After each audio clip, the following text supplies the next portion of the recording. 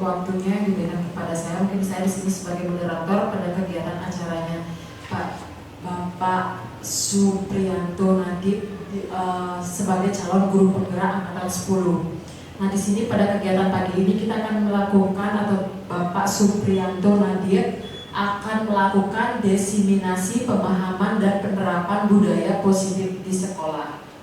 Baik, untuk mempersingkat waktu, kita awali kegiatan pagi ini dengan berdoa. Di sini berdoa akan saya pimpin. Berdoa. Baik, untuk mempersingkat waktu kepada Bapak Supriyanto Nadib, untuk waktu dan tempat saya persilakan. Baik, terima kasih moderator, waktu dan tempatnya. Selamat pagi Bapak Ibu semuanya. Pagi. Gimana kabarnya? Baik. Baik, syukurlah. Oke, baik. Sebelum mulai, agar acara yang terberkati, saya awali dengan pengenjali umat. Om Swastiastu. Om Swastiastu. Assalamualaikum warahmatullahi wabarakatuh. Salam sejahtera bagi Bapak Ibu semuanya. Berdirinya saya di sini dalam rangka diseminasi pemahaman dan penerapan budaya positif di sekolah. Sebagai informasi Bapak Ibu, kegiatan ini adalah sebagai bagian dari aksi nyata saya sebagai calon guru penggerak angkatan 10. Sebelumnya Bapak Ibu, terima kasih telah hadir di sini. Izin, mohon maaf jika tidak bermaksud menggurui dalam pertemuan ini, tapi kegiatan ini adalah suatu proses belajar juga bagi saya. Faktanya justru sebaliknya, saya yang seharusnya banyak belajar dari Bapak Ibu sekalian, ya. Baik, selamat datang Bapak Ibu guru sahabat semuanya. Mari kita bersama berkolaborasi, saling mendukung demi mewujudkan budaya disiplin positif di sekolah yang kita cintai, yaitu SMK 1 Tapak Sirik. Adapun tujuan Bapak Ibu, tujuan diseminasi ini sebagai berikut. Yang pertama, memahami pembelajaran dengan paradigma baru. Ya, pembelajaran paradigma baru itu adalah sesuai dengan hakikat merdeka belajar, Bapak Ibu. Berikutnya adalah diharapkan bisa mewujudkan budaya positif di kelas. Budaya positif di kelas bisa kita terapkan, bisa kita interpretasikan di kelas kita masing-masing. Berikutnya adalah mewujudkan pembelajaran yang berpihak pada murid. Seperti di awal tadi saya bilang, pembelajaran berpihak pada murid adalah sesuai dengan hakikat merdeka belajar, filosofi pendidikan Ki Hajar Dewantara. Berikutnya adalah memahami posisi kontrol kita sebagai guru, ya. Kira-kira sebagai guru itu posisi kontrol kita dalam menghadapi berbagai permasalahan terhadap siswa bagaimana? Maka kita akan kaji dalam pertemuan ini. Berikutnya adalah menerapkan segitiga restitusi, ya, segitiga restitusi. Restitusi terhadap pelanggaran-pelanggaran yang kemungkinan dilakukan murid terhadap keyakinan-keyakinan kelas. Lanjut itu. Baik, ada materi ataupun konsep-konsep utama yang akan kita kaji pada pertemuan ini. Yang pertama Bapak Ibu, yaitu pembelajaran dengan paradigma baru. Ya, pembelajaran paradigma baru. Yang kedua adalah kita akan mengkaji, mengelaborasi ataupun saling berdiskusi mengenai disiplin positif. Disiplin positif. Berikutnya adalah memahami teori motivasi. Teori motivasi terkait dengan disiplin. Berikutnya adalah hukuman, konsekuensi, dan restitusi. Lanjut adalah keyakinan kelas. Bagaimana keyakinan kelas itu dibuat, rancangannya bagaimana. Berikutnya adalah kebutuhan dasar manusia.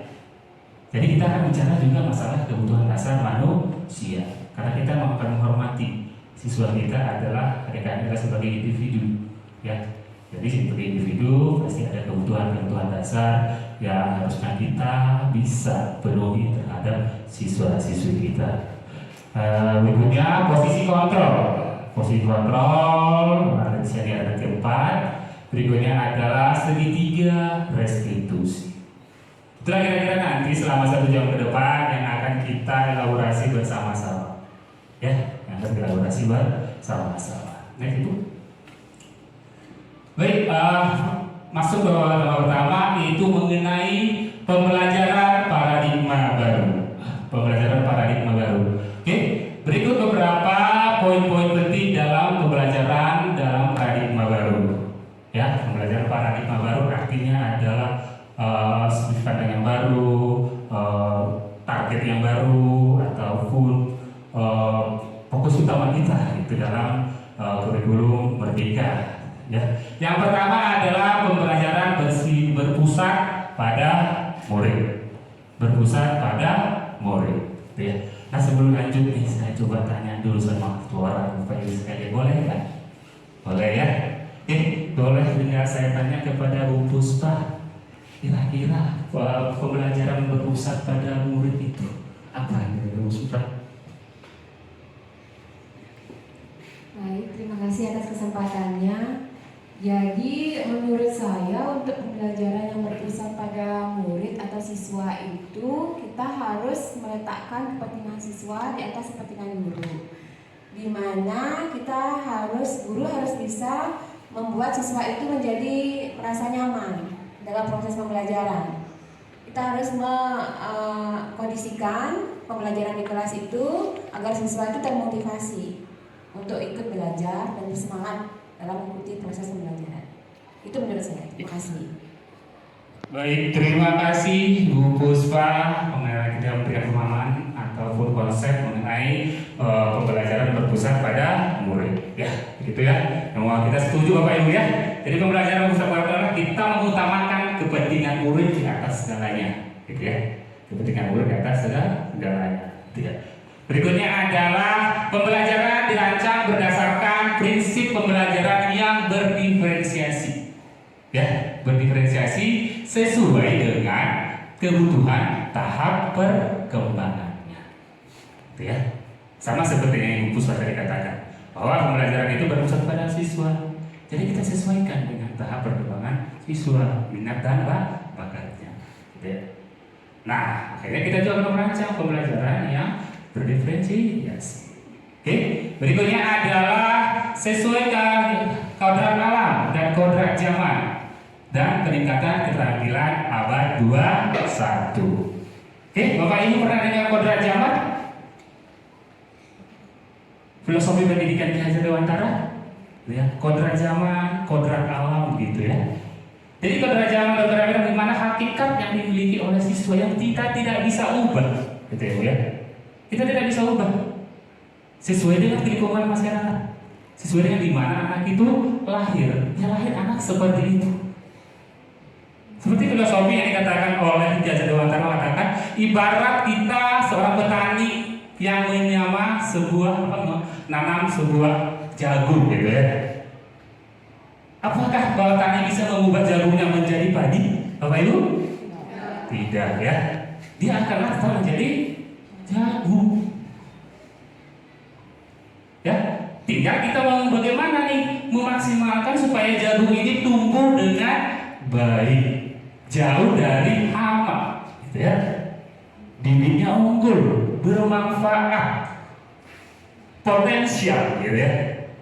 Nah ini juga dalam siswa, kita tidak bisa mengubah anak itu ketika dia nggak suka ini, kamu harus suka itu, gitu ya. Saya sukanya menari, ya udah, itu aja yang kita potensialkan. Kita tinggal pupuk lagi, gitu ya. Berikutnya ada kodrat zaman. Ya, ini sangat penting Bapak Ibu. Kita adalah sudah di era namanya abad 21. Semuanya serba cepat, teknologi. Anak-anak kita sekarang itu adalah sangat bersinggungan dengan teknologi. Maka kita harus bisa memahami mereka.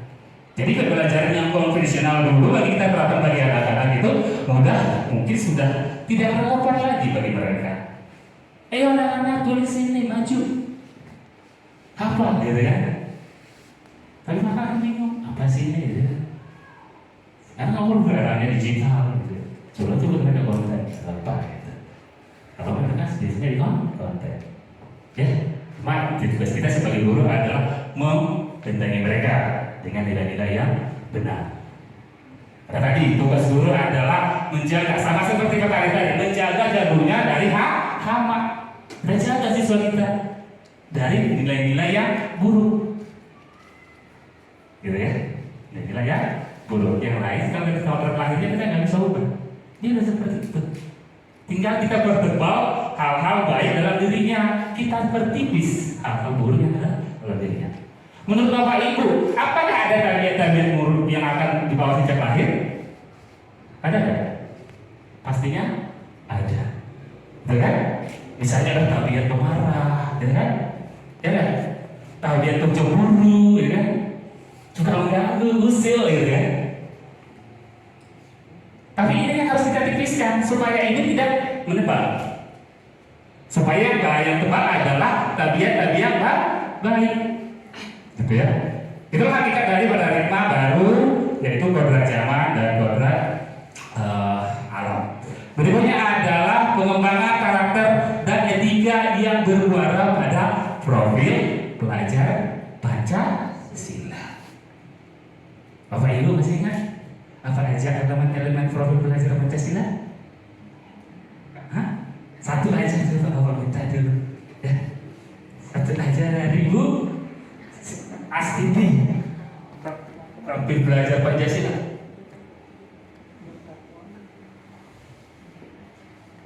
Mandiri dalam belajar. Itu aja sih yang saya ingat, Pak. Ada lagi Bapak Ibu? Ya silakan Ibu. Terima kasih atas kesempatan yang diberikan kepada saya. Jadi profil pelajar Pancasila itu antara lain gaya hidup berkelanjutan, kemudian kearifan lokal, Bhinneka Tunggal Ika. Jadi mandiri bergotong royong itu yang bisa saya ingat dan saya sampaikan. Terima kasih atas kesempatan yang diberikan kepada saya. Baik, terima kasih Bu Marwati. Kasih tepuk tangan dulu dong kepada Bu Marwati. Ya, itu adalah beberapa tema dari profil pelajar Pancasila. Coba kita cari tahu dulu, Bu. Silakan next. Baik, ini dia profil pelajar Pancasila. Ada berapa elemen Ibu? 6. Ada 6. Yang pertama, ada beriman dan bertakwa kepada Tuhan Yang Maha Esa. Ya, beriman bertakwa kepada Tuhan Yang Maha Esa. Yang berikutnya adalah berkebinekaan global. Artinya dia toleransi terbuka terhadap perubahan-perubahan. Gitu ya? Tidak berpikir sempit. Karakternya terbuka. Berikutnya apa Bapak Ibu? Mandiri. Mandiri. Karakteris mandiri. Inilah yang tidak positif yang kita bangun. Bisa anak mandiri, bisa menyelesaikan permasalahan yang dihadapi, gitu ya. Berikutnya adalah bergotong royong. Nilai-nilai ini luhur yang kita miliki. Gotong royong itu adalah nilai luhur yang kuno dan sampai sekarang masih sangat relevan kita gunakan. Gotong royong. Kalau di Bali apa namanya Bu? Budaya ngayah gitu ya. Budaya ngayah. Apa lu? Ya, budaya ngayah. Jika lokal pasti punya budaya-budaya gotong royong. Berikutnya apa? Yaitu bernalar kritis. Bernalar kritis. Ketajaman intuisinya diuji gitu ya. Dilatih ya. Berikutnya adalah kreatif. Inovatif ya. Kalau ada masalah kita tidak putus asa, tapi ada aja solusinya. Itulah yang mau kita latih dalam profil pelajar Pancasila. Nah dulu. Baik, disiplin positif. Kita sebagai disiplin positif. Sebelum disiplin positif ini saya jelaskan, Bapak saya izinkan saya bertanya dulu gitu ya. Bertanya lagi, sederhana ya. Pertanyaannya adalah nilai-nilai kebajikan apa yang Ibu harapkan tumbuh pada anak didik kita? Ya, nilai-nilai kebajikan apa yang kita harapkan tumbuh pada peserta didik kita? atau murid kita. Ada yang mau masih dapat? Coba, ya Bu. Ada yang masih coba? Ibu Mulyani mungkin nilai-nilai kebijakan apa sih yang Ibu harapkan dari siswa-siswa kita di SMK Negeri 1 Dampak Sipil? Ya, terima kasih atas waktunya. Nilai-nilai yang harus diajarkan kepada siswa yaitu rajin sembahyang setiap hari. Nilai sehari. Belajar bertanggung jawab, apa yang disuruh diminta lakukan sesuai dengan apa dari kewajibannya sebagai seorang siswa, tanggung jawabnya. Tanggung jawab, betul sekali ya. Beriman, ya. Nilai keimanan, ketuhanan yang maha esa. Ada lagi Bu? Ada yakin pada diri sendiri kan itu. Ya, yakin pada diri sendiri, berarti mandiri gitu loh ya. Mandiri ataupun percaya diri, confident, tidak jadi orang yang peragu gitu. Oke. Ada lagi Ibu mungkin dari sebelah kanan? Sebelah kanan ada apa? Ibu Mersa mungkin nilai-nilai apa yang diharapkan dari seorang anak? Baik, berbudi luhur. Baik, terima kasih. Salah satunya mungkin nilai kejujuran, Pak. Oh, nilai Dalam kejujuran. mungkin mengerjakan tugas atau menyelesaikan masalah di dalam kelas. Itu saja. Itu saja. Makasih banyak Ibu. Ya, itulah nilai-nilai yang kita tanamkan kepada murid-murid kita. Bebas. Ya, mungkin Ibu lain punya filter tingkornya yang pengen ditanamkan. Itu tadi beriman, ya, bertanggung jawab. Bertanggung jawab bagian dari disiplin ya Bapak Ibu. Bagian dari disiplin. Ya. Mandiri, tadi mandiri Bu ya, menurut saya. Mandiri. Oke. Jujur ya. Oh, jujur. Iya, jujur itu adalah sebuah kunci. Apapun kerja jujur, pasti semuanya baik adanya. Jadi kenapa beasiswa? Kerjakan semuanya dengan jujur. Jangan berpusat kepada hasil, tapi berfokus kepada proses ini yang kita mulai. Bukan hasilnya. Kalau hasil curang gimana gitu ya. Itu yang harus kita terapkan kepada siswa kita. Baik, disiplin positif dalam budaya kita maknanya apa ya? Maknanya kata disiplin dimaknai menjadi suatu yang dilakukan seseorang pada orang lain untuk mendapatkan kepatuhan. Yang pada umumnya nih ya Bu ya, kepatuhan. Kita cenderung menghubungkan kata disiplin dengan ketidaknyamanan. Merasa nggak ya Bu? Kadang gitu ya. Yang kita sadar, disiplin berarti penuh dengan tekanan gitu ya. Datang waktu, ini mau mager nyaman ya? Ya nyaman. Nah itulah yang mau kita tanamkan kepada siswa-siswa juga seperti tugasnya ini ya, kerjakan dalam waktu segini. Tapi harus terukur ya. Jangan egois gitu kan. Masih tugas ya abrak-abrak, tapi itu namanya jolim sama anak gitu ya. Kita harus memberikan tugas dengan cara yang terukur. Yang terukur artinya adalah sesuai dengan capaian gitu ya. Nah gitu ya. Nah kadang juga cenderung seperti itu. Mereka merasa tidak nyaman. Oke? Tapi itulah bagian dari disiplin. Nah inilah yang mau kita ubah paradigmanya. Jadi disiplin itu bukan sesuatu yang nyaman, tapi kesadaran diri. Gitu. Kesadaran diri. Oke, baik, sebagai pendidik tujuan kita adalah menciptakan anak-anak memiliki disiplin diri sehingga mereka bisa berperilaku dengan mengacu pada nilai-nilai kebajikan. Ya, nilai kebajikan yang sudah kita kasih beberapa contoh gitu ya. Jadi nilai kebajikan universal artinya adalah sudah umum diterima ya, sesuai dengan kelayakan umum dan memiliki motivasi intrinsik dari dalam, bukan dari luar. Ngerti nggak maksudnya Bu? Dari dalam ini gimana? Karena kemana? Kesadaran. Ini kita kamu dari siswa. Kita semuanya sendiri betul. Bukan karena atas, karena peraturan. Karena peraturan. Takut dihukum, gitu ya. Takut dikasih nilai jelek. Atau untuk mendapatkan penghargaan, gitu ya. Supaya dipuji, gitu ya. kita coba untuk gali ya. Next Ibu. Baik, teori modifikasi, sorry boleh sedikit ya. Teori modifikasi. Nah, dalam melewati disiplin positif maka harus tadi ada motivasi dalam diri anak yang harus kita munculkan.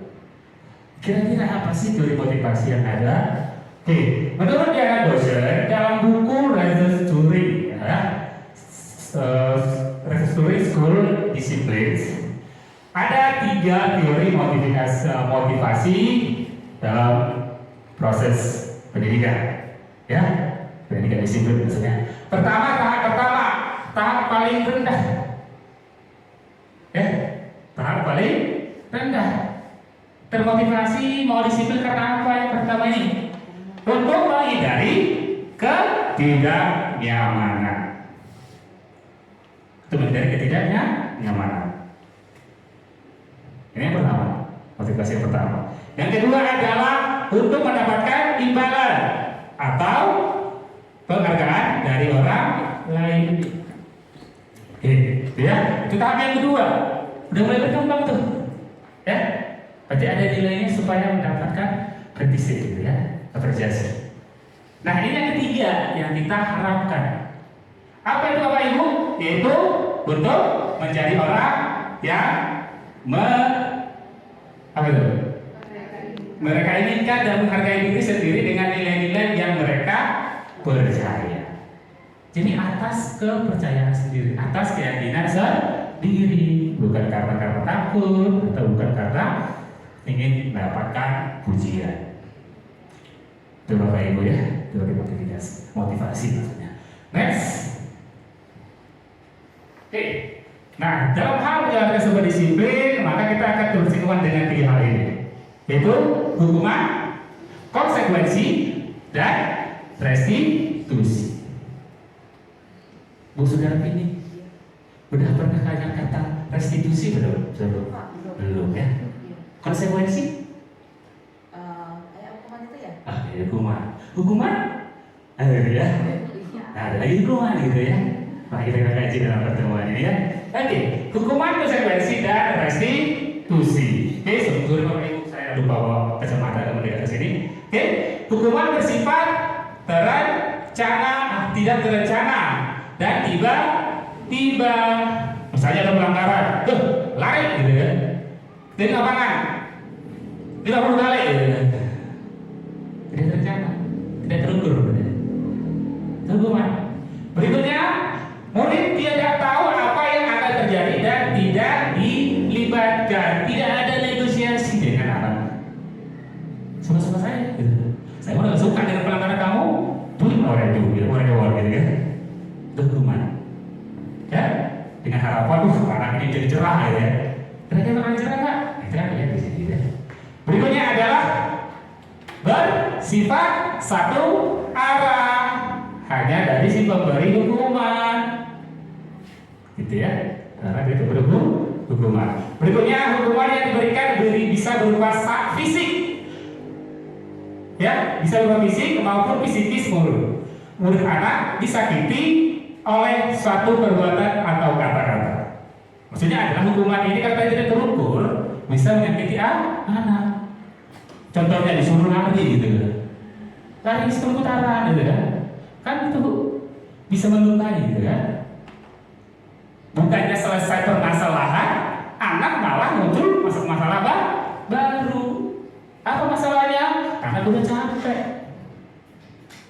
Gimana mau belajar? Gitu ya. Berikutnya adalah sebuah konsekuensi. Hukuman adalah disiplin negatif. Nah, kedua konsekuensi dan restitusi adalah disiplin positif. Tapi punya gap juga gitu, antara konsekuensi dengan restitusi. Kalau konsekuensi Bapak Ibu, satu, sudah terencana atau sudah disepakati. Ada kesepakatan Bapak Ibu. Ya. Berikutnya apa? Sudah dibahas dan disetujui oleh murid dan guru. Berikutnya, itu murid tetap dibuat tidak nyaman untuk jangka waktu yang pendek. Jadi level naik lagi gitu ya, konsekuensi. Tapi tetap pada rasa tidak nyaman pada murid. Ya, karena mungkin hanya seperti ini. Oke, kamu salah. Tahu. Oke, tahu kalau konsekuensinya di mana? Tahu. Oke, lakukan. Nah, gitu. Itu konsekuensi. Ya, tidak ada diskusi dengan siswa. Ini kenapa kamu melakukan itu? Gitu. Misalnya anak terlambat. Kenapa kamu terlambat? Kamu udah tahu jam 7.30 sudah harus mulai pelajaran. Tahu kan konsekuensinya? Tahu Pak. Oke, lakukan konsekuensinya. Ya udah oke lah. Udah ngerti Pak, lakukanlah. Itu yang pasti respon anak kan. Ya nah, makanya kita akan tahap kita melakukan restitusi. Ya, restitusi ini apa ceritanya? Yaitu menciptakan kondisi bagi murid untuk memperbaiki kesalahannya. Ini yang penting. Siswa harus sadar kesalahannya itu, ya, dan punya pemikiran untuk memperbaiki. Bukan karena takut dimarahi, konsekuensi gitu ya. Berikutnya adalah mengajarkan murid untuk mencari solusi untuk masalah mereka. Itu penting.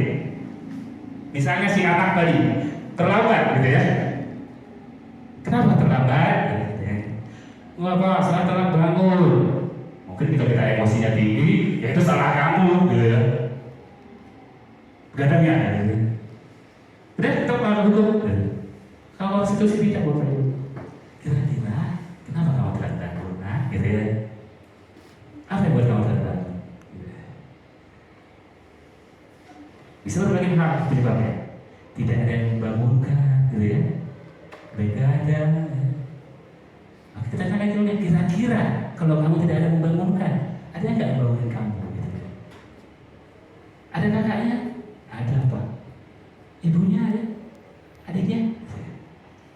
Kalau kamu begadang, kenapa begadang? Betul begadang. Karena dari nanti restitusi akan muncul lagi pemahaman baru. Kenapa begadang? Kamu tahu kan begadang itu tidak baik buat kesehatan. Nah, muncul kan ilmu baru. Ya, anak memahami hal baru. Kalau begadang nanti kalau kamu juga harus dirawatan loh, pulpusan gitu ya. Itu hal sederhana bisa.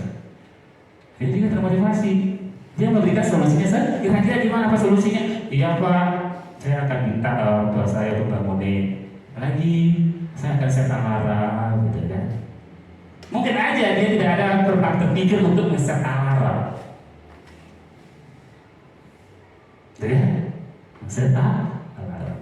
Itulah dia restitusi. Jadi masalah itu diselesaikan dari awal sampai sehingga muncul kemandirian dari anak. Oke, next Ibu. Oke, ini Bapak Ibu kira-kira karakteristik dari hukuman, konsekuensi dan restitusi. Oke, hukuman bersifat gagal dan konsekuensi dan restitusi bersifat apa? Positif atau sukses. Tetapi perbedaannya ya. Kalau hukuman tadi sifatnya adalah tidak satu arah.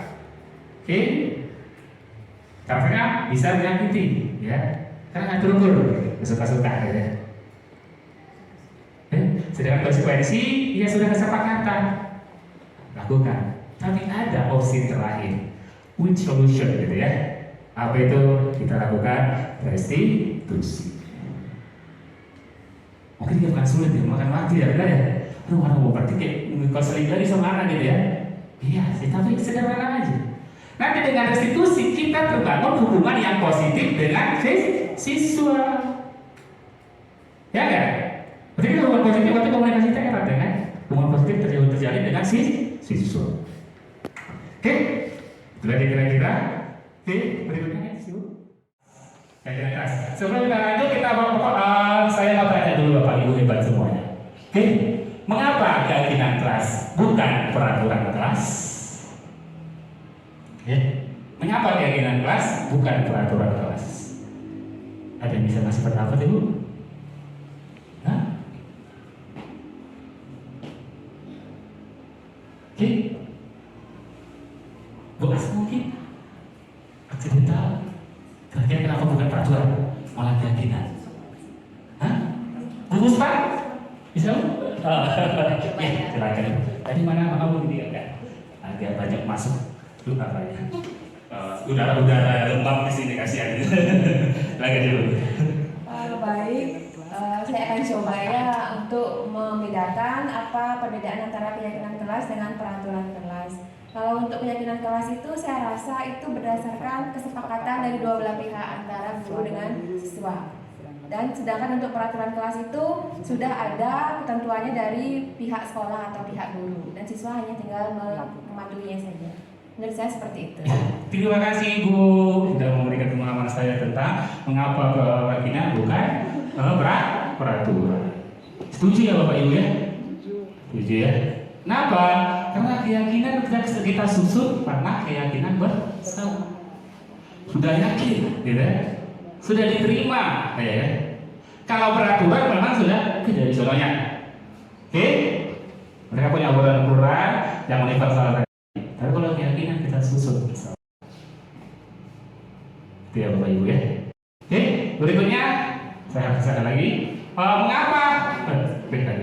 Mengapa kita memiliki keyakinan menggunakan helmet saat memiliki keyakinan untuk menggunakan helmet saat mengendarai sepeda motor?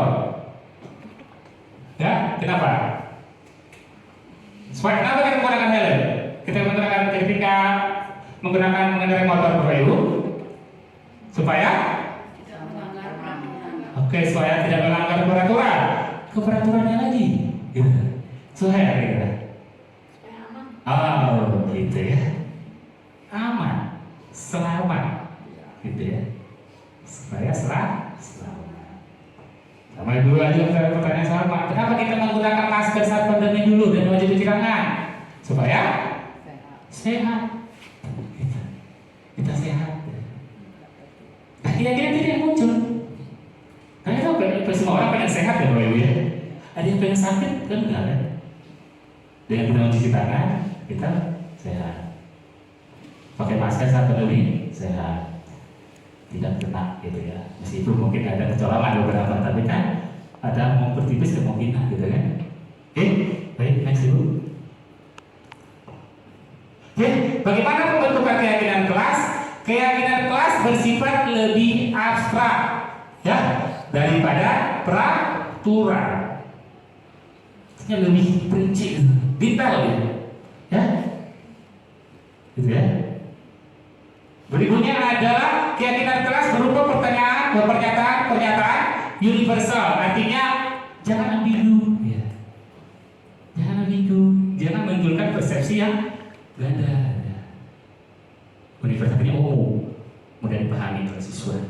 Ya. Berikutnya dibuat dalam bentuk kalimat positif. Contoh, ya, jangan berlari di kelas atau koridor, seperti parenting. Dan jangan bilang jangan ke anak gitu ya. Nggak ada Bu parenting gitu ya. Tapi apa? Kita positifkan apa? Berjalannya di kelas atau di koridor. Aksinya apa gitu? Kalau ada larangan pasti ada aksi yang harus tepat. Gitu ya. Oke. Berikutnya bahwa mudah dipahami dan sedikit aja, usah banyak-banyak. Malah apa istilahnya? Malah bingung anak-anak nanti ya. Oke. Berikutnya adalah melibatkan semua warga kelas dan sekolah. Karena itu tadi dia seperti kata Bu Puspa, dua arah. Oke, artinya peraturan itu jangan hanya kepada anak Bapak Ibu. Benar tidak? Nah gitu ya. Saya coba tanya dulu ya. Bu sudah pilih tadi. Boleh Bu? Boleh ya Bu ya. Membuat kesepakatan kelas Ibu ya?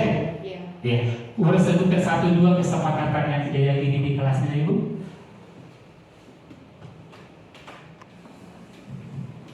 Baik, terima kasih atas waktu yang diberikan kepada saya. Kesepakatan kelas yang saya tahu di kelas saya, khususnya adalah kelas 11 sampai 3, itu yang pertama adalah apabila siswa itu terlambat hadir sesuai dengan aturan yang sudah ditentukan oleh sekolah, itu dikenakan sanksi berupa bayar uang 1.000 rupiah. Terus yang kedua itu adalah apabila siswa itu tidak piket, ya itu juga dikenakan dana seperti itu. Baik, itu saja yang mungkin saya bisa sampaikan. Baik, terima kasih Ibu Wati. Jadi ada keyakinan kelas yang sifatnya konsekuentif ya. Konsekuensinya apa gitu ya. Tapi Ibu itu disusun berdasarkan bersama nggak? Bersama. Iya, dua arah ya. Tidak intervensi guru kan, supaya gurunya supaya siswa supaya kasih kita banyak, bukan gitu kan dulu ya. Ya, Gitu ya. itu cuma untuk kesadaran daripada Kesadaran. siswa. Ya, terima kasih Ibu. Ya, itu tadi. Jadi melibatkan semua warga sekolah. Yang melibatkan guru ada nggak Bu? Peraturan keyakinan kelasnya. Nah, gitu. Itu supaya lebih aman dan nyaman, itu karena itu kepentingan untuk siswa dan hasilnya cuma untuk kita bersama, baik itu guru, khususnya umumnya sekolah. Oh gitu. Terima kasih Ibu. Ya, gitu ya. Tadi kenapa tadi? Kan misalnya bilang melibatkan seluruh warga sekolah. Buat di sana kita buat dia kita belajar lagi, mungkin sama-sama. Kita buat di sana harus ada dong gitu kan. Guru juga harus punya ya kita sendiri. Gitu. Kita buat kalau usah di sana, gurunya harus di mana juga, gitu ya. Itu ya. Seperti kalau saya tuh datang harus 3S gitu kan, baik guru maupun siswa. Itu jadi melibatkan seluruh warga sekolah, tidak hanya pada siswanya saja. Gitu ya. Oke, next Ibu. Pak, bertanya deh Pak. Oke. Kalau misalkan apa termasuk keyakinan kelas ya, misalkan kita ngasih tahu siswa, kalau misalnya kayak ada kedengaran, misal kita bilang gini kan, nah selama nanti praktik berlangsung HP-nya disimpan, HP boleh dikeluarkan saat akan merekam hasil kayak gitu. Jadi itu misalnya itu bisa dikatakan kesepakatan kelas, keyakinan kelas atau bagaimana? Baik, terima kasih Bu atas pertanyaannya. Itu bisa dibuat keyakinan kelas. Kenapa? Karena kesepakatan bersama. Dan dia klausalnya adalah ketika jam tertentu gitu ya. Nanti boleh dipakai ketika sudah masuk ke fase mengobservasi sumber gitu kan, mengeksplorasi sumber. Justru bagus gitu. Justru bagus. Jadi anak-anak bisa fokus ketika ada eksplorasi dari gurunya. Oke, walaupun mungkin zaman sekarang anak itu malas mendengar ya kan, sudah bosan. Tapi at least kita harus bisa, kita harus ada penyampaian gitu kan. Ya sudah, nanti anak-anak boleh share mengenai ketika meriset sumber-sumber itu justru bagus. Jadi anak-anak punya pemikiran, muncul pemikiran baru gitu ya, muncul pemahaman baru di mana tidak semua hal itu dipakai pada waktunya gitu. Ada saatnya penting, ada urgensi sesuatu. Urgensinya apa? Gitu. Itu ya Bapak Ibu? Iya boleh. Itu Bu ya boleh. Terima kasih Bu. Next. Nah ini kira-kira kebutuhan kesempatan kayaknya Bu. Mundur lagi. Oke baik itu sudah next. Oke kita lanjut ke contoh diskusi dalam bidang keyakinan ke kelas. Kita libatkan. Kita ngomongin hal-hal apa yang mau kita begini, contohnya tidak boleh ngebully ya. Ya kita harus detail dan harus sesuai dengan tadi ada di sana dia harus sesuai dengan kondisi yang ada di sana. Kondisi apa? Anak-anak kan sekarang sudah sangat bersinggungan dengan sosial media. Berarti kan Bapak Ibu, kita harus punya kesepakatan itu bersesuaian dengan bijak ya. Jangan coba-coba Netflix gitu ya. Karena itu akan terbentuk nanti karakternya, maka kita harus ingatkan. Next Ibu.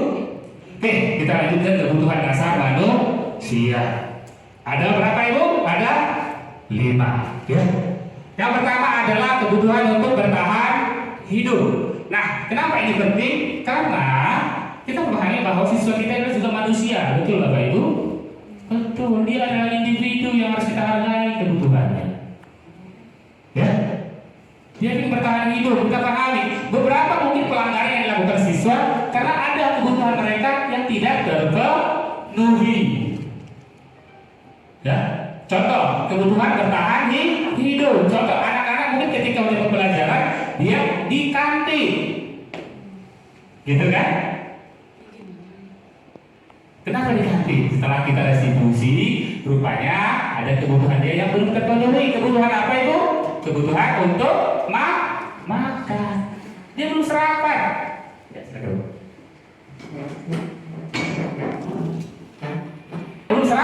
Belum sarapan. Makanya kita harus titik lagi. Kenapa belum sarapan? Ya, untuk pemahaman baru, pentingnya sarapan. Kalau nggak sarapan, kesehatan akan terganggu. Gitu.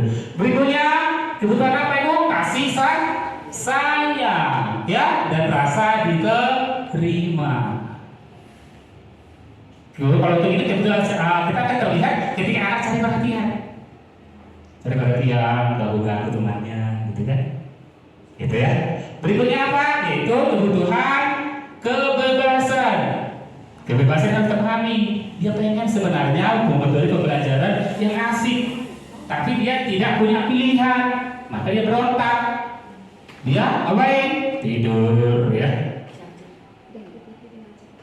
Jadi tidur. Berikutnya ada kebutuhan kesenangan, ya, kesenangan. Bisa kenapa kamu melakukan itu? Seru-seruan aja lu, gitu ya. Seru-seruan aja Pak, bercanda ya. Karena sudah mengganggu temannya, gitu ya. Berikutnya apa lu? Yaitu penguasaan. Setiap orang itu pengen dianggap. Nah ini karakter anak yang nanti so powerful gitu ya. So membuli gitu. Dia pengen dianggap bahwa dia bisa ngelit temannya, tapi caranya yang mungkin salah. Gitu ya. Jadi kita pahami kebutuhan anak didik kita. Next Ibu. Oke. Nah, kebutuhan dasar yang tadi ya, bertahan hidup, kesenangan, kasih sayang, dan kebebasan. Boleh next lagi? Ya, kita masuk ke restitusi, posisi kontrol. Posisi kontrol sebagai seorang guru ada 5. Yang pertama sebagai pemberi hukuman. Ya, pemberi hukuman. Dia memberi hukuman kepada anak-anak. Sehingga pelanggaran anak artinya tidak memotivasi anak, tapi apa-apa hukum gitu ya. Lari ya. Gitu ya. Push up gitu. Itu pemberi hukum. Berikutnya sebagai pembuat rasa bersalah. Gimana nih kira-kira? Enggak bersalah. Contohnya, kamu gak kasihan sama bapak, gitu ya. Bapak dimarahin nanti sama teman sekolah, gitu ya. Atau sama anak-anak sih, kamu kasihan sama diri kamu sendiri, orang tua kamu, gitu. Kau bawa persoalan, itu gak boleh, gitu ya. Itu berbuat sabar, salah. Ini akan menyebabkan anak itu adalah minder. Kita paham. Next. Sebagai teman, ini positif nggak kira-kira Ibu? Positif. Tapi Ibu, posisi teman ini memang positif, tapi ini nanti ada kecenderungan untuk bablas, gitu ya. Ataupun dia hanya mau mendengarkan si guru yang dianggap temannya itu. Ya, maksudnya, oke, ini berbagai negosiasi, Ibu ya, kita oke apa-apa. Gampang itu gitu kan. Nah si anak merasa nyaman di kita. Tapi ketika guru lain masuk, karakter tersebut aslinya muncul. Karena dia hanya nyaman kayak yang dianggap temannya. Gitu. Coba Bapak Ibu ya. Oke, positif, cenderung positif, tapi tidak ada sedikit clash-nya gitu ya. Berikutnya adalah sebagai pemantau. Ya. Pemantau ini adalah yang bagus juga. Ajak diskusi, dia menemukan data, kamu melakukan pelanggaran seperti ini, gitu ya. Oke, tapi hanya sampai di sana. Tidak sampai ke tahap penyelesaian masalah. Tadi restitusi, puncaknya adalah anak mandiri menyelesaikan masalah. Dia yang memantau. Sana, ya. Jangan gitu lagi ya.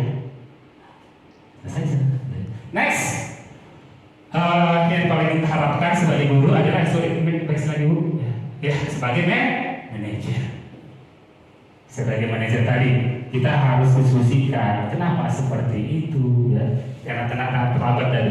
Kenapa terlambat? Udah paham kenapa terlambat? Solusinya gimana? Konsekuensinya kira-kira tawarkan kepada anak konsekuensi yang dijawab. Jangan kita. Kenapa? Karena tadi program Pancasila ada kata mandiri. Biar anak mandiri menyelesaikan masalahnya dan paham. Kira-kira kalau pelanggaran saya ini apa konsekuensi harus saya berikan, gitu. Ya, sampai ke tahap penyelesaian. Artinya apa? Positif nggak Bu? Positif. Win-win solution, Pak. Ya. Oke, next Ibu. Oke, kira-kira bagiannya motivasi eksternal dan motivasi intrinsic. Oke, sebagai penghukum, jadi kecenderungannya seperti itu ya Bapak Ibu ya. Oke, penghukum itu membuat rasa tidak nyaman, ya. Maaf kalau bilang saya agak ragu tidak bisa lagi melihat ya. Oke, yang kita harapkan adalah posisi manajer, ya. Apa inputnya yaitu menguatkan karakter siswa. Oke, next Bu. Sudah 5 menit. 16 berarti tinggal 36, 42. Oh, itu.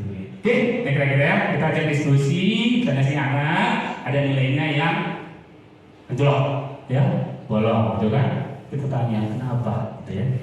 Kira-kira apa solusinya? Konsekuensinya gimana? Nggak, Ibu, konsekuensi itu jangan selalu melulu sedang fisik, menyiksa, tapi kita fokus ke solusi, ya, gitu ya. Oke, next. Oke, next lagi jawab. Nanti ketika ada foto di atas sana ya. Foto. Ya. Nah, betul lagi Bu ya. Itu tadi contoh penyelesaian restitusi dengan seorang anak yang nilainya agak anjlok. Jadi kita adakan restitusi supaya perbaikan. Kita tanya solusinya gimana? Oh Pak, kita sangat mohon sama dia, gitu ya. Karena kesadaran, oke? Gitu. Nah, itu aja kira-kira. Kalau untuk kesadaran lain, oh boleh Bu, saya buat dengan perjanjian atau nyuruh jurnal, gitu ya. Hal-hal yang sifatnya nanti menghasilkan pemahaman baru. Ya, misalnya kalau dia bisa misalkan buat jurnal, buat artikel, pasti dia ada pemahaman baru, bisa mendapatkan ilmu menulis, gitu kan? Ya, oke, next. Nah, kita masuk ke segitiga restitusi, ya. Oke, ya kira-kira segitiga adalah ada 3. Yang pertama adalah kita melakukan menstabilkan identitas. Artinya apa ya Bapak Ibu? Jadi ketika anak melakukan pelanggaran, jangan langsung kita buat dia semakin merasa bersalah. Kita tekan. Kalau seperti itu anak-anak bisa berpikir tenang nggak Bapak Ibu? Tidak. Misalnya dia mencontek, oh kamu mencontek aja, ya? Nggak belajar ya? Makin tekan kan? Semakin gaul ya kan? Tapi kalau mencontek, jadi mencontek. Dia akan kasih kabar, oh tadi Pak, saya tadi kalau belajar, saya udah belajar, tapi kayaknya nggak banyak perubahan. Kok harus seperti itu nah? Ya saya takut nilai saya jelek. Ketika dia bilang nilai saya jelek, berarti ada hal positif yang dinilai kan? Apa itu? Dia punya nilai jiwa kompetitif, pengen maju gitu. Orang seperti ini pasti nanti kedepannya adalah sifatnya pengen maju. Tinggal kita asah aja, dilakukan dengan cara yang jujur. Gitu. Kira-kira gimana solusinya? Jadi kita dari tahap menstabilkan identitas ini kita tenangkan dulu siswanya. Kita buat bahwa kesalahan itu bukanlah akhir segalanya. Tapi kita buat segala kesalahan itu adalah sebagai babak pelajaran. Tidak apa-apa. Semua orang pasti bersalah. Itu tahap itu dulu, ya. Gitu ya. Jadi apa kita? Kan kalau secara psikologis sekarang kita sudah tenang kan? Kesadarannya muncul. Berikutnya tahap yaitu memvalidasi kesalahan. Barulah kita masuk ke tahap berikutnya, ya. Kita gantikan bahwa itu tindakan yang salah. Itu pun cara menyampaikan kita coba memvalidasinya. Nggak apa-apa itu salah, ya. Tapi ini ada kesalahan. Misalnya nih, oh gitu ya. Padahal tadi saya berharap saya yakin loh kamu bisa lebih baik dari itu. Mungkin kamu belajar aja dikit lagi. Saya kok bisa kalau mencontek? Nah gitu. Walaupun dia salah, tetap tidak menjadi down. Tetap kita bangun kepercayaan dirinya. Ya, jangan nanti kadang-kadang ada orang ketika tidak pernah mencontek kan? Karena saat itu kita sering mencontek, akhirnya itu menjadi patut dipikirnya sepanjang pembelajaran. Kecewa dia, malu dia oleh gurunya, gitu kan? Ya nggak Bu? Bagaimana merasa pernah bersalah? Kita malu oleh orangnya kan? Tapi kita validasi, nggak apa-apa. Itu proses belajar, gitu ya. Baru nanti kita ke tahap ketiga. Itu apa ya Bapak Ibu? Yaitu menanyakan keyakinan. Kita tanyakan lagi keyakinan kita, kesepakatan kita gimana deh, gimana nak? Kan nggak boleh nyontek ya. Iya Pak, maaf. Baru nanti kita masukkan lagi ke restitusinya, yang tahap penyelesaian masalah. Ini konsekuensinya, gimana kira-kira nih, gitu. Nah, ada besok gimana kira-kira nih? Apa nyontek ya? Gimana kira-kira? Ya udah Pak, saya udah nanya kita dia. Terus selanjutnya saya buat ini. Saya buat ini gitu ya. Ada yang kembali ya Pak. Gitu ya. Tugas ketiga tadi apa tadi Bapak Ibu? Satu adalah menstabilkan identitas. Kita stabilkan anak. Kita buat tenang pikirannya ya. Kedua adalah memvalidasi kesalahan. Kesalahan itu wajar. Yang tidak wajar itu sering tadi melakukan kesalahan, tetap ada kesadaran. Makanya kita restitusi. Yang terakhir adalah menanyakan ke ya, siapa tahu kesepakatan itu sesuai dengan keyakinannya. Kita validasi, kita tanyakan. Oke, berikutnya, kira-kira penerapan posisi kontrol, ya, posisi kontrol. Ini waktunya kurang lebih 10 menit. Jadi tadi betul ya tentunya pada sebagai pemberi hukuman, ya. Nggak usah kita putar ya, karena waktu pemberi hukuman. Kedua apa Ibu? Buat rasa bersalah. Ketiga sebagai teman, posisi teman. Keempat sebagai pemantau. Sama terakhir adalah sebagai manajer. Kalau manajer itu apa? Tidak berfokus pada masalah kan, tapi berfokus kepada solusinya apa gitu. Next. Oke, dicatat ketiga institusi lagi. Tahap kesimpulan dari saya adalah menciptakan budaya positif merupakan kewajiban bagi seluruh warga sekolah. Keyakinan-keyakinan yang disepakati menjadi suatu upaya untuk menumbuhkan motivasi titik yang terkontrol melalui apa Bapak Ibu? Restitusi. Ya. Oke, ya, baik, demikianlah Bapak Ibu sekalian penyelarasan atau diseminasi budaya positif di sekolah oleh saya Supriyanto Nadia. Jika ada kesalahan kata, perbuatan, atau canda-canda yang berlebihan, saya mohon maaf. Saya ucapkan terima kasih. Saya akhiri dengan Om Santi. Saya serahkan ke moderator. Atau masukan kira-kira boleh Bapak Ibu sekalian. Ada? Masukan ataupun pendapat gitu ya. Ini Bu Ayu mungkin kasih masukan gitu. Saya gitu ya. Itu materinya apa gitu ya. Terima kasih. Oke, baik. Terima kasih atas waktunya. Oke, setelah mendengar pemaparan yang sudah disampaikan oleh Bapak, saya rasa itu baik sekali untuk diterapkan di kelas nantinya ya. Itu menjadi pemahaman atau menambah wawasan baru bagi saya di sini. Ya, itu saja. Terima kasih. Terima kasih Ibu. Ada lagi Ibu? Pertanyaan mungkin? Tanya saya dong. Lagi waktu 5 menit mungkin ya. Biar tentunya belum 1 jam. Jadi masih kira-kira maklum. Ibu Permati mungkin nanyakan sesuatu apa atau tambahan masukan kita boleh. Baik, terima kasih atas kesempatan yang diberikan kepada saya. Di sini saya ingin bertanya kepada Bapak Jack. Baik Ibu.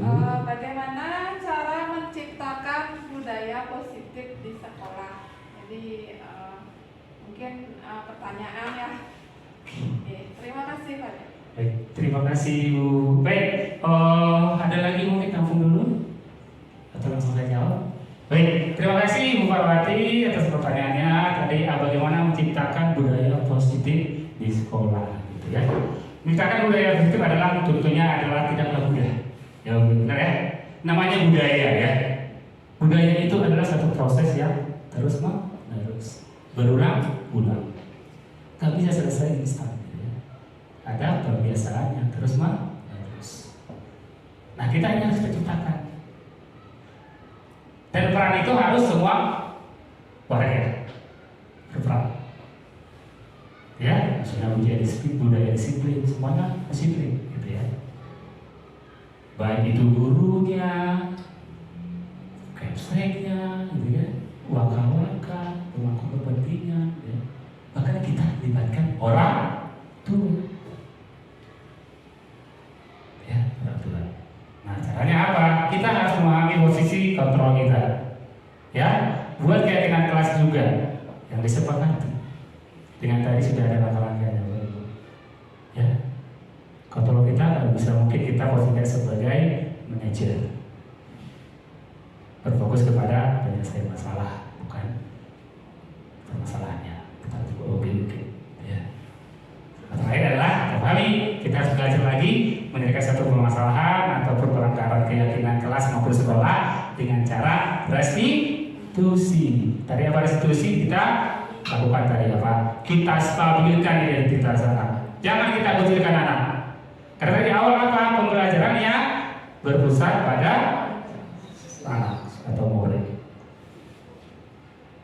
Sesuai dengan filosofi pelajaran Pancasila, yaitu menghamba pada murid. Ya, kita pahami juga kebutuhan anak.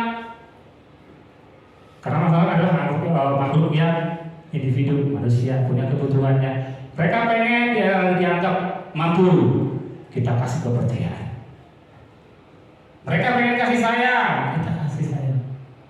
Mereka pengen senang-senang, kita beri senangan. Dengan apa? Konsep sekolahnya mungkin ya, mungkin hanya inti aja dari saya, sekolah yang menyenangkan sesuai dengan misi kita. Visi sekolah kita kompeten, gitu ya.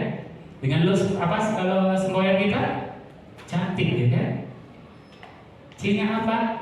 Cekatan. A-nya apa? Aman. N-nya apa? Nyaman. Sudah kita terapkan berarti ya. Kita ciptakan rasa nyaman kepada siswa. Ini boleh senang. Ya. Anak juga banyak perlu kebebasan. Jangan hambat kebebasan berpendapat. Budaya kita budayakan reflektif. Apa itu reflektif, Bapak Ibu? Jadi pembelajaran itu kita tanyakan kaji ke siswa, gimana? Gitu.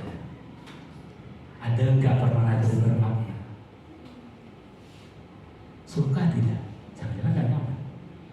Ada pun yang nyaman mungkin sinyal 1 dari 10. Gitu. Nah ini tadi, jadi tugas kita adalah yang melakukan pembelajaran yang berdiferensiasi, tapi kita yakin. Gitu. Kita jangan mengutamakan yang 1 ini dari 10 tadi. Sementara 9-nya nggak nyaman. Kita upayakan dulu 5 saya 9-nya nyaman. Yang 1-nya enggak, kita boleh kita pindahkan. Kita beri kenyamanannya. Itu Bapak Ibu ya. Kita stabilkan identitasnya, kita validasi kesalahannya. Jadi kalau salah itu jangan wajar ya. Belajar dari kesalahan itu lebih baik. Guru yang paling berharga adalah pengalaman dan kesalahan. Terakhir adalah kita tanyakan keyakinan. Keyakinan sekolah pasti ada ya. Pertama, pakaian harus standar Brome karena kita hospitality. Itu udah diberikan ke sana. Yakinkan kamu sini, karena dengan memilih sekolah ini kan sudah ada keyakinan itu. Nah kita masukin lagi motivasi intrinsik. Itu Bapak Ibu ya. Mana Ibu? Cukup terjawab? Terima kasih. Baik, ada lagi Bu? Cukup ya? Oke, selanjutnya next. Oke, kita terakhir yaitu refleksi. Ya gitu ya. Tadi saya bilang kita budayakan pembelajarannya reflektif. Reflektif. Saya juga seperti itu. Saya minta refleksi dari Ibu, gitu ya. Dari Ibu, sebentar. Oke. Refleksi yang pertama adalah pertanyaannya, sorry saya kesana lagi.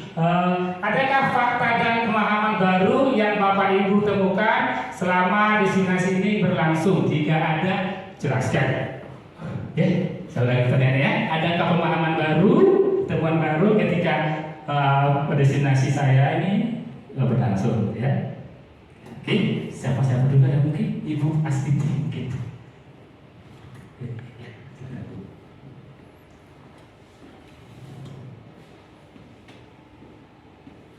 Ya, terima kasih Pak Jeff. Jadi untuk pengalaman baru pasti ada, sangat banyak sekali yang dapat diterima dari destinasi yang Pak Jeff lakukan tadi. Seperti halnya tadi hukuman, konsekuensi, kemudian dan restitusi ya. Jadi kami dapat memahami apa perbedaannya. Setelah apa yang Pak Jeff paparkan dari tadi, jadi kami bisa menyikapi bagaimana cara menyikapi siswa atau murid saat mereka melakukan kesalahan seperti itu. Kemudian kami juga mengetahui bagaimana cara untuk membuat kesepakatan atau keyakinan kelas sehingga nantinya akan tercipta suasana lingkungan yang nyaman baik itu di kelas maupun di sekolah. Seperti itu. Terima kasih. Ada lagi Ibu sudah ini mungkin temuannya atau sama aja gitu, pas gitu ya. Baik, terima kasih atas waktu yang diberikan kepada saya. Seperti apa yang disampaikan sama Bu Astiti itu memang benar, karena dari tadi juga saya juga tidak mengerti dengan apa yang dimaksud dengan restitusi tadi. Sebelumnya maksudnya? Ya, sebelumnya. Terus dengan hukuman rekonstruksi ya. Konsekuensi. Ya, itu ternyata baru saya memahami tentang apa yang dijelaskan tadi sama Pak Jeff. Kebetulan materi ini memang bagus sekali. Bagaimana caranya kita menumbuhkan siswa itu menjadi siswa yang mandiri, tidak perlu bantuan teman ini dan itu, maunya seperti itu. Misalnya adalah kesadaran siswa terutama. Ya, kesadaran siswa. Misalnya saya harus bisa melakukan ini dengan cara saya sehingga bisa mencapai tujuan saya seperti itu. Baik, itu saja mungkin ini materi yang luar biasa. Mudah-mudahan nanti kedepannya seandainya Pak Jeff lagi membutuhkan peserta, saya juga ingin mengikuti karena ini merupakan tambahan yang baik untuk saya walaupun deg-degannya banyak. Apa yang akan ditanya sama Pak Jeff? Tapi kan tidak sampai materinya bagus untuk saya. Iya, tapi luar biasa, mantap. Ya, silakan dilanjutkan. Terima kasih Bu. Ya. Oke, kita masuk ke refleksi kedua, yaitu perasaan. Ya, perasaan itu bebas ya. Mau sedih, marah, sudah tahu ada yang marah di sini tadi Bapak Ibu. Kok nanya aja nggak ada memberitahuan briefing dulu gitu kan? Ya saya tanya dulu bagaimana perasaan Ibu Perpati. Sorry kiri. Terima kasih atas kesempatan yang diberikan kepada saya. Jadi mengenai perasaan ini lumayan terkejut ya Pak Jeff. Tapi saya senang sekali mengikuti diskusi yang sudah berlangsung. Jadi di sini saya banyak mendapatkan pengalaman dan temuan yang mungkin nanti akan saya lakukan di kelas maupun di sekolah. Jadi ini sangat bermanfaat dan sangat bagus sekali.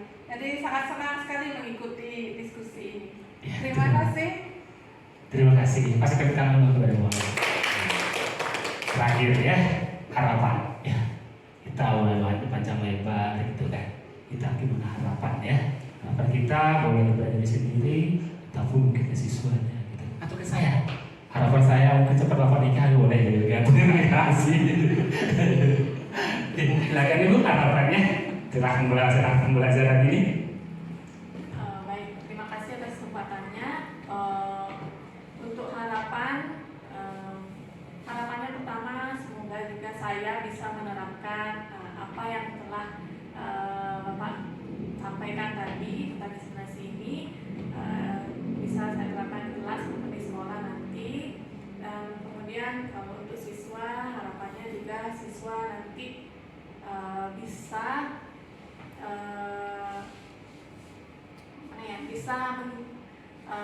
diimplementasikan sehingga bisa mereka bisa menjadi lebih baik lagi, lebih mandiri dan bisa lebih sadar atas apa yang seharusnya maksudnya mereka lebih sadar nanti apa yang tujuannya mereka sebenarnya apa dan bagaimana cara mencapainya nanti agar mereka mengerti ya, sadar sendiri dan bisa mandiri. Kemudian kedepannya juga jika semuanya bisa baik guru maupun siswa nanti kan sekolah juga tentunya akan menjadi semakin baik ya. Ya, terima kasih Bu Tara. Satu lagi dong, Bu Puspa mungkin. Yang terakhir yang cantik ya. Ditutup dengan ibu yang cantik ya. Aku moderator mau mencoba. Terima kasih. Ya, ya sudah. Baik, terima kasih. Jadi untuk harapannya ke depan untuk diri saya sendiri, terutama saya diharapkan untuk bisa mengimplementasikan apa yang saya dapatkan pada saat diseminasi ini, bagaimana mengembangkan budaya positif di lingkungan belajar.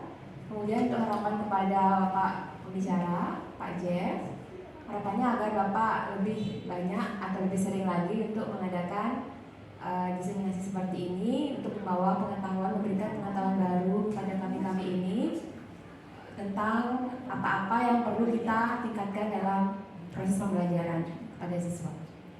Oke, terima kasih. Baik, terima kasih Bu, terima kasih juga Ibu Ayu tadi ya, harapan-harapannya semoga kita bisa mewujudkan ini tidak hanya teori gitu ya, kita berproses juga gitu ya Bu ya.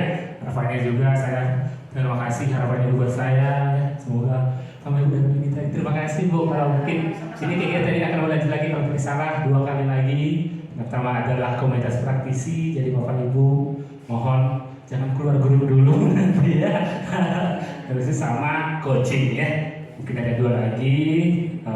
Tipenya saya harus mengorganisasi dengan teman sejawat ya. Jadi mohon terima kasih. Yang pertama saya ucapkan terima kasih banyak sekali buat Bapak Ibu semuanya telah bersedia hadir pada diseminasi penerapan budaya positif di sekolah oleh saya calon guru penggerak. Semoga diseminasi ini memberikan bermanfaatan kepada kita semua, kepada sekolah dan juga kepada siswa kita di sekolah. Akhir kata saya ucapkan banyak terima kasih.